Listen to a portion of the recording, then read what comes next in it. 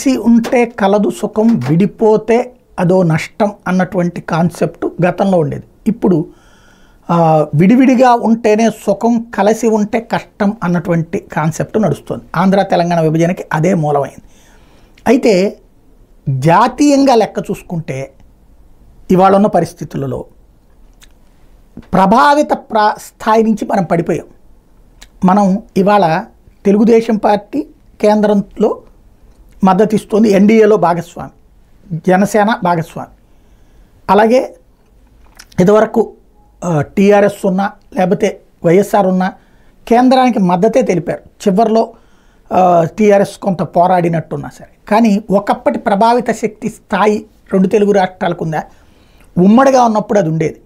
అప్పట్లో 85 స్థానాల 84 స్థానాలు ఉత్తరప్రదేశ్వి. అంటే ప్రభావిత రాష్ట్రాల్లో ఫస్ట్ ఉత్తరప్రదేశ్, రెండోది 54 స్థానాలతో బీహార్ ఉండేది. తర్వాత మహారాష్ట్ర 48 స్థానాలతో ఉండేది. ఆ తర్వాత చూసుకుంటే ఇది మనది ఆంధ్రప్రదేశ్ 42 స్థానాలతో ఉంది. ఇట్లాగా లెక్క చూసుకున్నప్పుడు కీలకమైనటువంటి ప్రదేశం అంటే 44 స్థానాలతో మహారాష్ట్ర, 48 స్థానాలతో ఉంటే ఈ లెక్కల్లో చూసుకున్నప్పుడు మనకి పూర్తిగా అవకాశం ఉండేది, ప్రభావితమైనటువంటి పాత్ర పోషించేవాళ్ళు. అయితే విడిపోయిన తర్వాత ఖచ్చితంగా అంటే ఇదివరకేంటి, కేంద్రంలో ఎవరుండాలో శాసించే స్థాయి United front, national front, NDA, ఈ మూడిట్లో కీలక పాత్ర రాష్ట్రందే. ఏది ప్రాంతీయ పార్టీ అయినటువంటి తెలుగుదేశం పార్టీ డిసైడ్ చేసింది. మళ్ళీ ఇప్పుడు ఆ రోల్లోకి వచ్చింది. అయితే ఇక్కడ వచ్చింది ఏంటి, ఇదివరకటంత డామినేటింగ్ రోల్ ఉందంటే లేదు. అది కారణం. ఎందుకంటే అవతల వాళ్ళ చేతుల్లో ఉన్నాయి. ఇప్పుడు ఎలక్షన్స్ కూడా జమిలి ఎన్నికలు అన్నటువంటి దాని చుట్టూ నడుస్తున్నటువంటి చర్చలో ఇప్పుడు జరుగుతున్న మహారాష్ట్ర ఎన్నికలు, రేపు జరగబోయే బీహార్ ఎన్నికలు, ఈ రెండిట్లో భారతీయ జనతా పార్టీ కనుక గెలిస్తే జమిలి ఎన్నికలు 29లోనే ఉండొచ్చు, 28లోనో 29లోనో ఉండొచ్చు.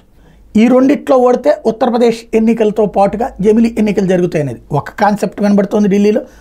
లేదా ఈ రెండు గెలిస్తే కూడా జమిలి ఎన్నికలు ఉంటాయి. అయితే జమిలి ఎన్నికల్లో వీళ్ళందరికీ కూడా ఎక్స్టెన్షన్ ఇచ్చే అవకాశం ఉంటుంది. ఈ ఏడాదిలోపు గెలిచినటువంటి వాళ్ళకి అలాంటి కాన్సెప్ట్ చేస్తారా అన్నటువంటిది ఒక చర్చ. బట్ జమిలి ఎన్నికలు ఎట్టి పరిస్థితుల్లో పెట్టాలన్నటువంటి నరేంద్ర మోడీ నిర్ణయం ఆచరణలో రావాలి అంటే ప్రభావిత రాష్ట్రాల యొక్క పాత్ర చాలా కీలకమవుతుంది. ఇప్పుడు వచ్చేటప్పటికి తమిళనాడు ప్రభావం చేయలేకపోతుంది.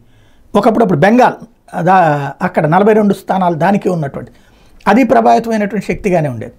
ఇప్పుడు ప్రభావితమైనటువంటి శక్తి పాత్ర దక్షిణాది రాష్ట్రాలకు కరువు అవుతోంది. తమిళనాడు ఉండేటప్పటికి అది ప్రాంతీయ పార్టీల రాజ్యమే, జాతీయ పార్టీలకి మద్దతు ఇచ్చుకునేటటువంటిది తప్పించి క్రియాశీల రాజకీయాలకు సంబంధించినటువంటి కాన్సెప్ట్ డౌట్ఫుల్గానే ఉంది.